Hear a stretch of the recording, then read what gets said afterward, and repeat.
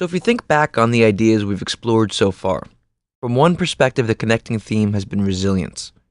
We talked about having a long-term perspective that liberates you to take risks. Embracing setbacks is a rich part of the learning experience. Having an organic relationship to your art so you can express yourself through it. We spoke about taking on your weaknesses in a manner that doesn't completely disconnect you from the natural flavor of your game.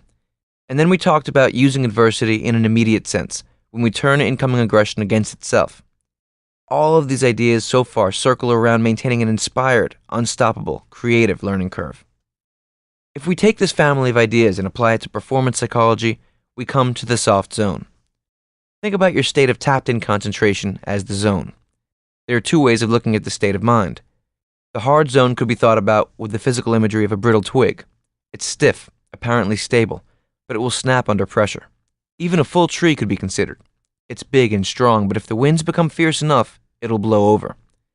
The soft zone is a much more resilient, flexible state of mind.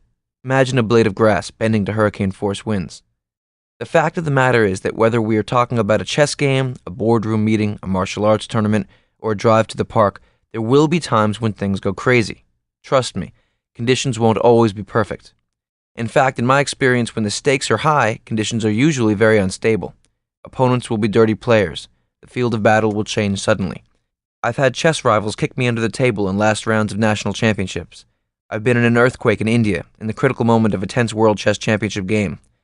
I've had powerhouse martial artists target my groin, knees, nose, and eyes in the heat of international competition.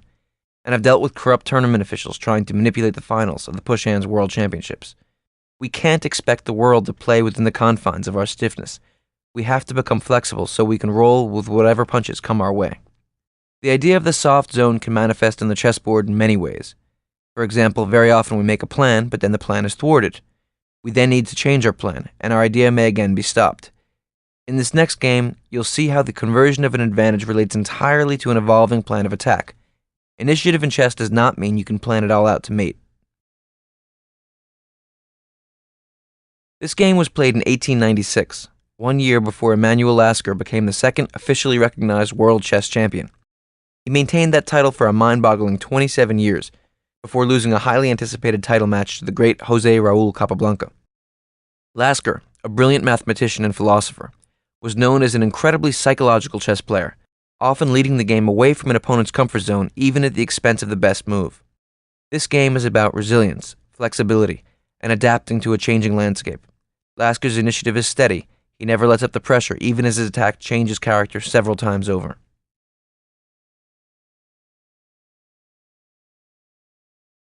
Okay, Lasker had the black pieces, e4, e5, knight f3, knight c6, bishop b5, the Ruy Lopez, knight f6, castles,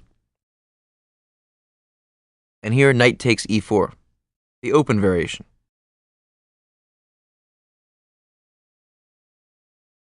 White plays d4.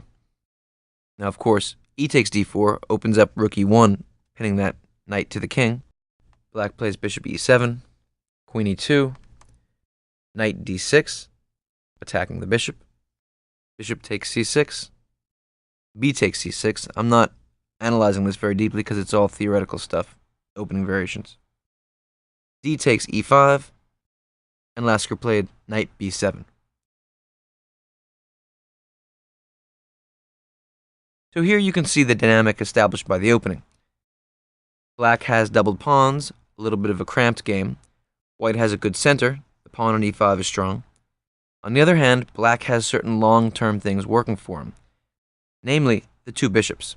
You see, this game could open up, and when it does, the two bishops will be very strong. So in this situation, white has good temporary structure, black has one long-term weakness here, and a good dynamic long-term reality in the two bishops. b3. Obviously planning to fianchetto the bishop with bishop b2. Lasker castled. Bishop b2. d5. Here, instead of allowing this pawn to remain on d5 and to allow for moves like c5, c6, an expansion of the central pawn structure, Borges played e takes d6 en passant, a good move, also opening up the diagonal for his bishop on b2.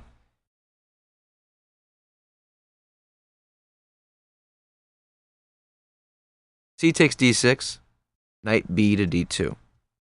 So now whenever you have a queen on an open file like this, a natural move in your development is a move like rook e8, putting the rook on the same file as the queen. That tends to be good for the weaker piece. In other words, if a rook and a queen are lined up, a rook is worth less. It's a good relationship for black. White played rook f to e1, also taking advantage of the fact that at the moment, this bishop is pinned now because it's only defended once and attacked twice. So if the bishop moves, queen takes e8, rook takes e8 would be checkmate.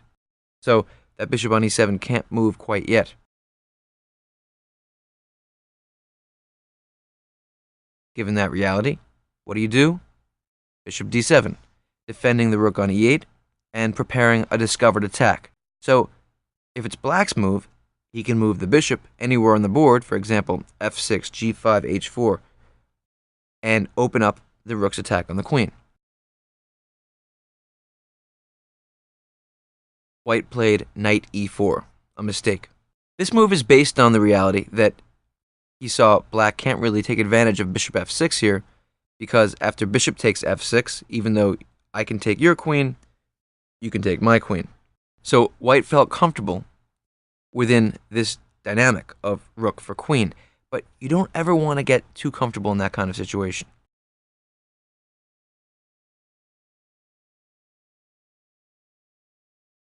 After knight e4, the alarm bells should tingle. You, with the black pieces, Lasker here, should have a sense something could be in the air.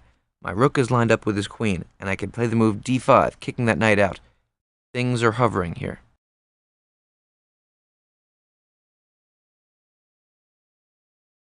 So now the tactics are in the air. This is the final game of this course. I want you to find Lasker's moves. Imagine yourself sitting at the board playing a strong master. He just played knight e4. You know this dynamic, rook against queen, exists. What's your natural first move? Think about the center. Think about opening up that file. Think about potential tactics. You have all the ingredients you need.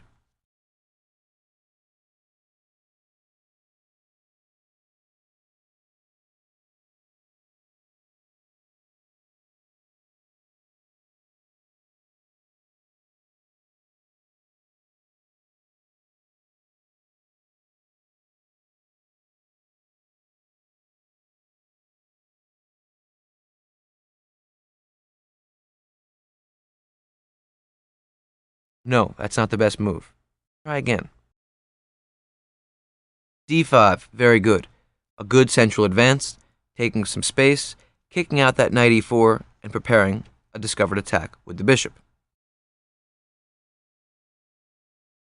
White's forced to go back, knight e to d2.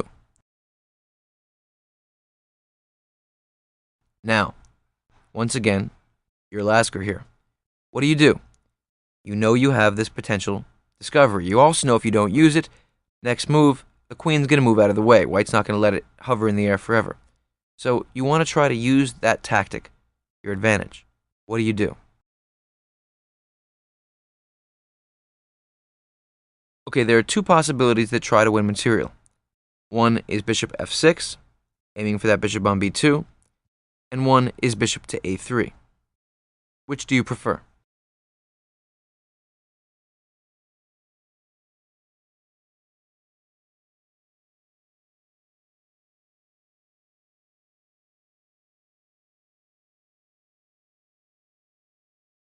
Bishop a3, very good. This avoids the tactic of bishop f6, bishop takes f6, hitting the black queen, and now white has to do something. If he moves the queen, say to d3, then bishop takes b2, wins a piece. If he plays bishop takes a3, then black plays rook takes e2, and he's won a queen for a bishop and rook. That's a good material advantage. Here white needs to find a way to save material, and he does. What do you think it is? You like the move queen a6 or bishop e5.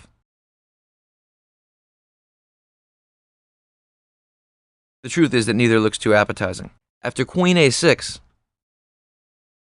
Lasker wins material by playing bishop takes b2, threatening the rook. So if queen takes b7, you take the rook and you've won the exchange.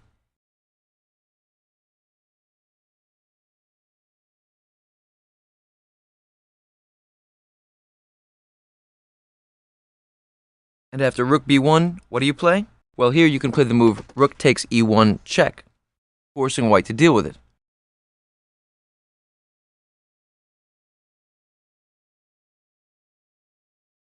If he takes with the rook, then he has no more threats. You can just move your knight and you're up a piece. If he takes with the knight, you have two options. One is knight c5, attacking the queen and getting out of the way, followed by moving your bishop. And another is simply bishop to c3, moving your bishop out of the threat, threatening his knight on d2, and you're going to come out of this up a piece.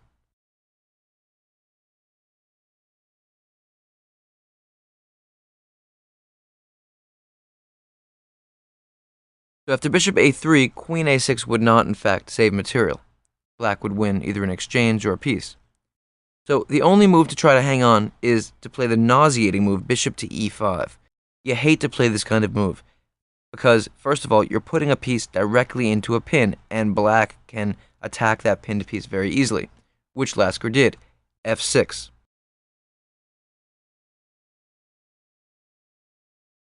But of course, in this position, there is a way for white to get out of losing material. You see what it is? It's the only try. Queen to a6. And now, with this move, white's avoided losing material, but he's given black a different kind of dynamic to play for. This is what happens all the time, and this is why I'm talking about the soft zone. You see, in this initial position, white made a little bit of a mistake. Black played d5, kicking the knight back, opening up all these discovered attacks. Black may think in that kind of position that he's got the game locked up, he's got it won. But no, strong opponents will always find resourceful ways to keep the game alive. But here, white figured out by bishop e5 and queen a6 how to maintain the material equality. Now, black to move. Roll with the punches, convert your advantage to something else. What should you play?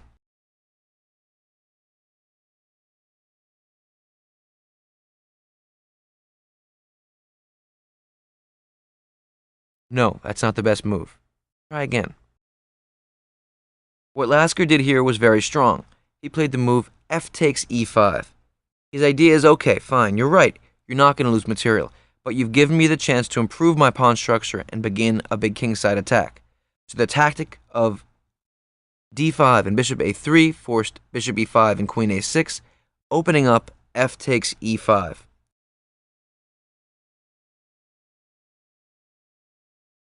And after the move queen takes a3, white should definitely choose the bishop and not the knight, because the bishop is so strong. Here, black can play the move e4, and you see now black's the one with the strong central pawn structure, and the f-file is wide open onto this f2 square. Black has a building attack. This is converting the advantage into whatever your opponent gives you.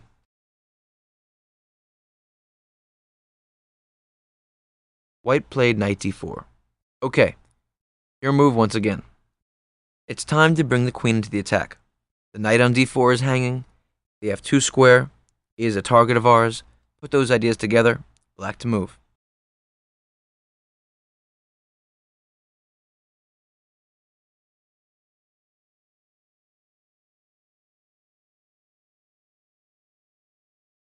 Excellent. Queen f6. White needs to defend that knight somewhere. He played the move c3. Now, keep in mind the idea of the soft zone, rolling with it, allowing your plan to evolve with whatever your opponent gives you.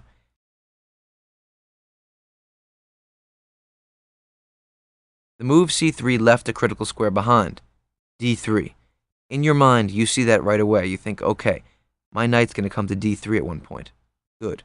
You've taken note. Your move.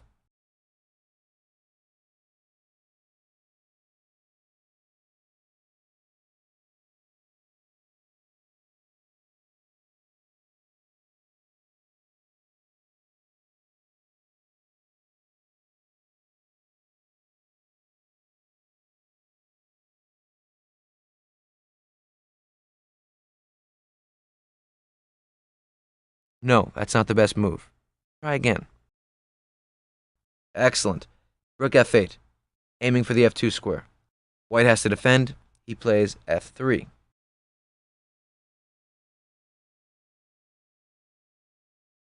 Now, the alarm bells are tingling once again. The last two moves by White gave us some weaknesses to work with.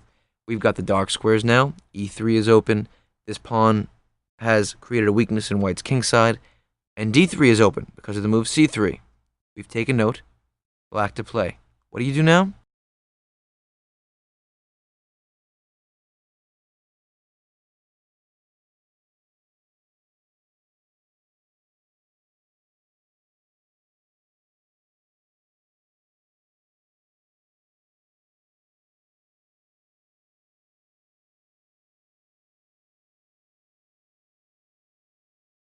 No, that's not the best move. Try again. Right. Queen g5. Excellent. The knight on d2 is hanging. White has to defend. Queen c1. Okay, no problem. He dealt with our threat, stopped our plan. Come up with the next move. What square did he weaken a few moves ago? d3. Do we look for forks in chess? Absolutely. Put those ideas together. Black to move. Excellent. Knight c5. Now you're playing strong chess. Your threat is to jump into d3. White goes back. Knight f1. So White's offering a queen trade. Should you do it or not? Think about the principles I've told you about so far. Hit yes or no. Should you trade queens?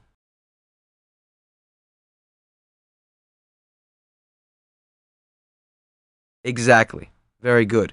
You have to keep the queens on the board and build your initiative. He's offering a queen trade. Politely decline.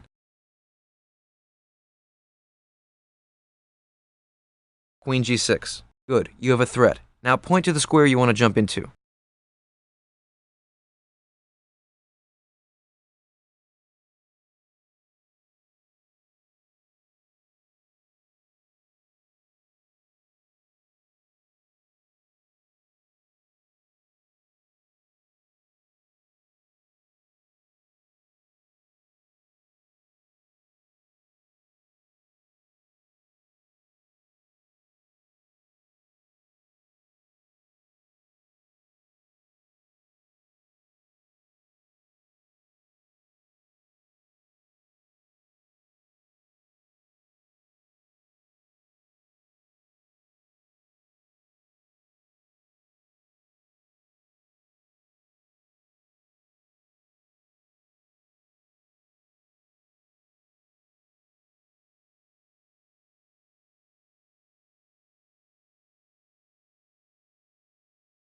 Now, we know the knight is going to be very strong on d3, so we should jump in there.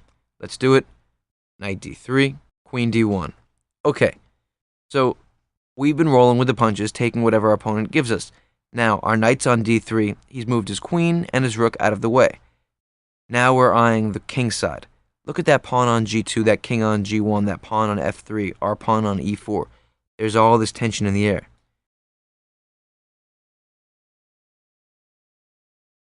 In this kind of position, what I would do is zone right in on that g2 square. Can you make a move threatening mate in 1?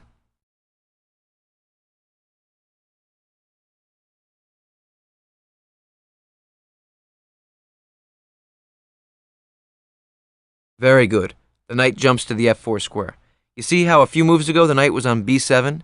It jumped to c5 to d3, and now it's on this fantastic attacking square, f4. Black to move. If it were your move now, what would you do?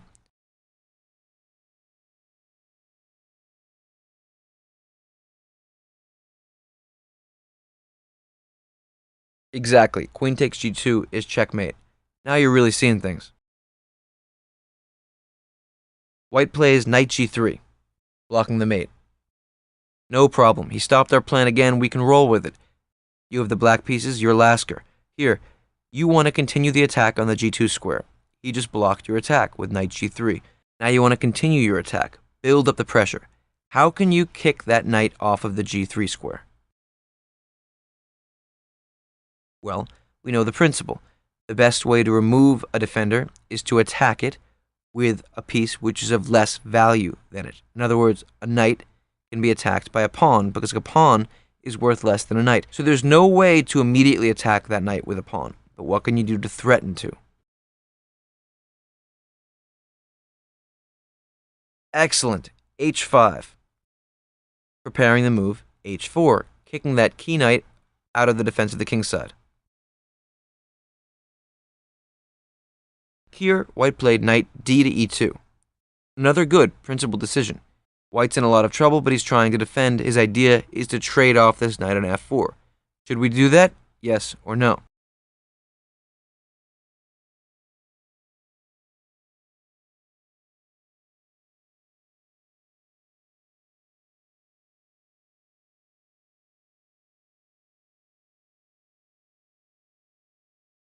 Exactly. You don't want to trade off. You're attacking. Now is a moment for a tactical move.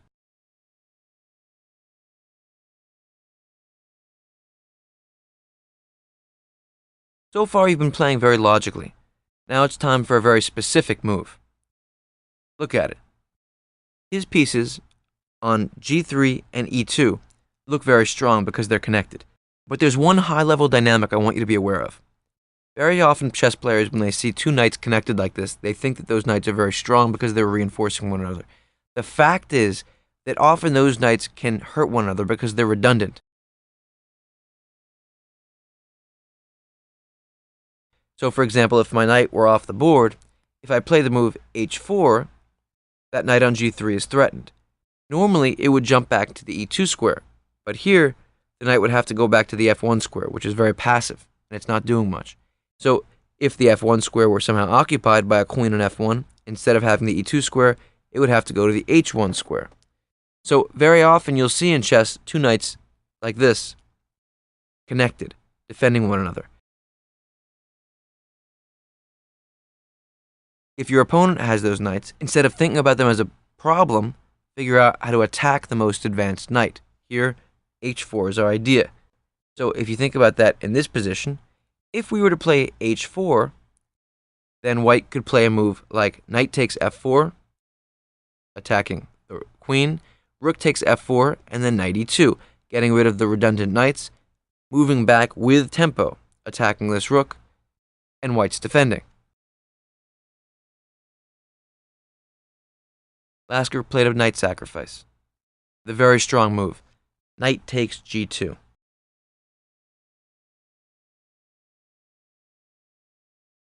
So here you've sacrificed a knight, but not really. After king takes g2, you have the option of playing h4, going after that knight on g3. This is not a moment for materialism. Remember, the great attackers, when they sacrifice material, they're not in such a huge rush to win that material right back. They're at peace with the attack.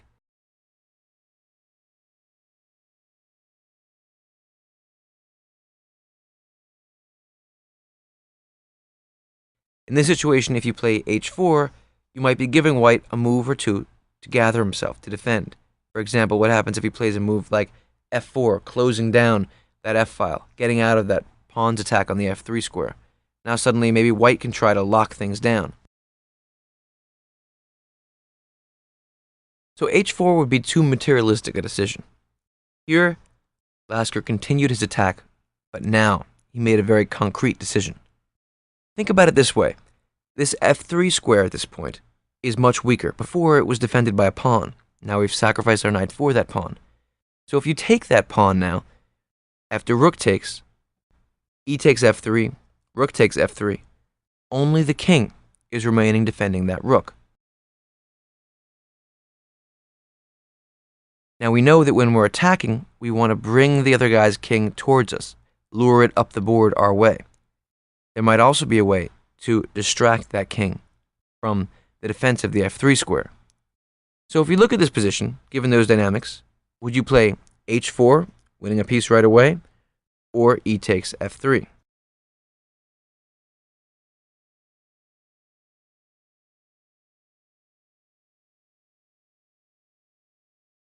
Excellent. E takes f3. Good move. He's in check. He has to take it. Rook takes f3. Now, once again, you're Lasker. Black to move. Okay, the white king is defending the f3 rook. You have the black pieces. Remove the defender. That's the principle. What's the tactic? Look for a check, driving the king away from the defense of the f3 rook.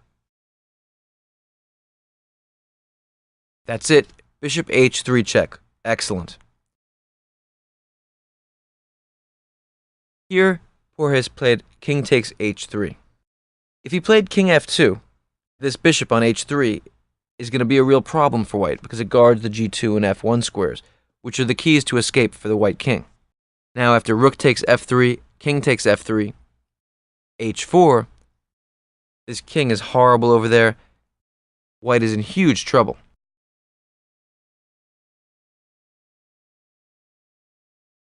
He can't really move his knight anywhere because that knight is absolutely necessary for defense. For example, if the knight goes back to f1, here black can play queen e4 check. The king has to go back to f2. Then, can you bring in one more piece into the attack?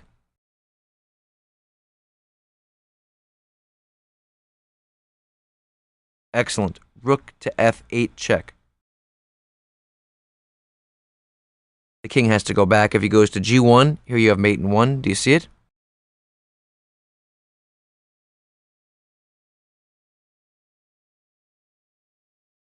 Good. Queen g2 is checkmate. And if he goes to e1, now what do? Very good. Rook takes f1. You've taken a piece. The king goes to d2. Now you can take the queen. Black's completely winning.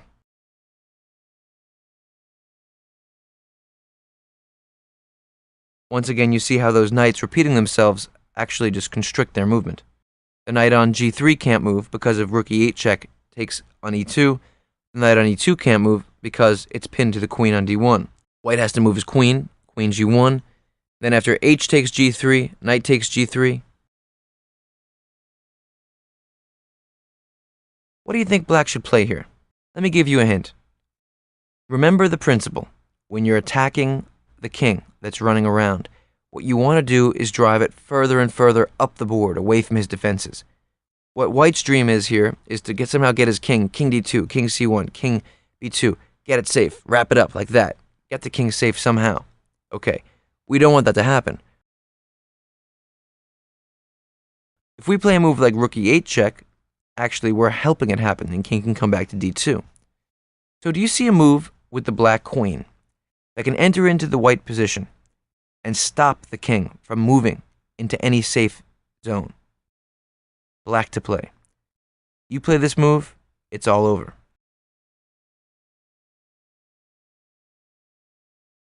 The best move is queen c2. Excellent. And now look what happens to the king.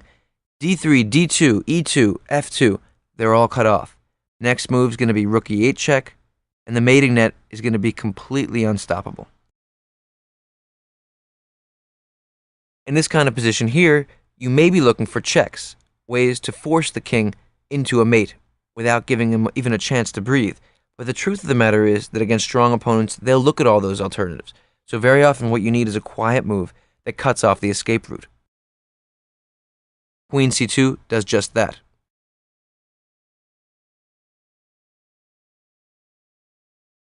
Okay, so after bishop h3 check, we've been looking at what happens after king f2. But Kurs took the bait. He played king takes h3. Now, once again, you're Lasker. You've been playing beautifully. Keep it up. Stay with the game. Stay present. Black to play. Excellent. Queen g4 check. King g2. And now what do?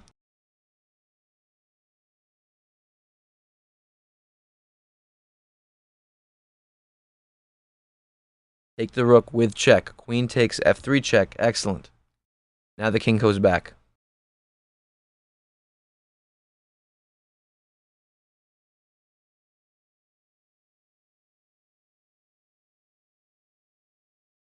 And now, this is the position that Lasker had been aiming for. You see these two knights are still on the board. They're defending one another, but they're also replicating one another. Now, at this exact moment, the position materialistically doesn't look that bad for white. His king is on g1. Okay, that's not just a terrifying square. He has two knights, for a rook and a pawn. About even. But it's not over. Here, Lasker has an incredibly powerful move using the weakness of those two knights repeating themselves. Black to play, what do you do?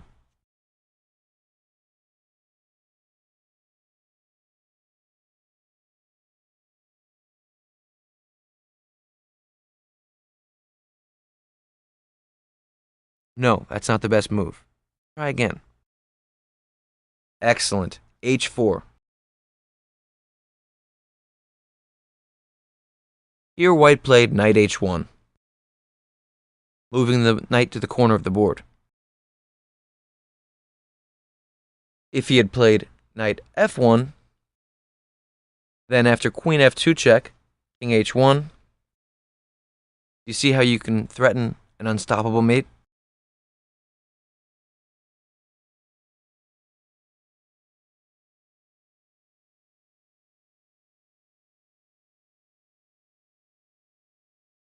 h3.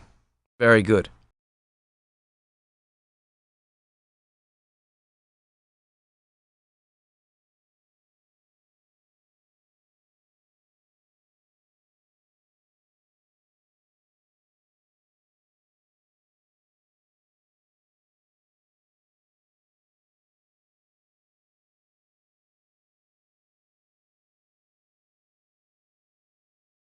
So because of that, white played knight h1, guarding that f2 square. Here, your move. Black to play. How do you put it all together? Okay, in this position there are a number of good solutions for black.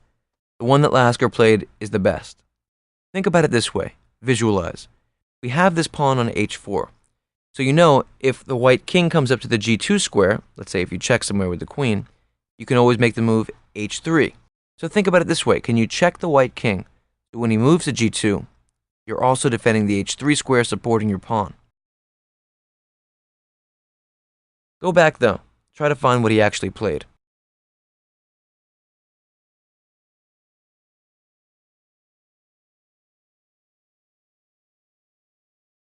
No, that's not the best move. Try again.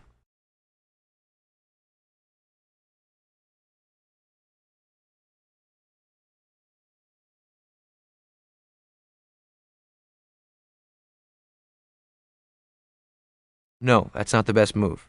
Try again. Lasker went for mate. Queen e3 check. Now if white plays knight f2, then obviously you can take it. With the queen, with the rook, with whatever you want. Actually, rook takes f2. Looks the most appetizing. Here, discovered attacks are everywhere. White's going to get mated right away. In this position, white resigned. If he had played king g2, find your final move of this course. Black to move. Mate in 1.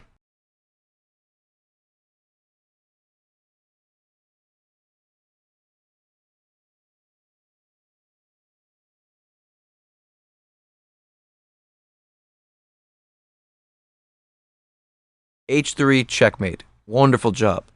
A fantastic attack. Wasn't this a beautiful win? I love this game.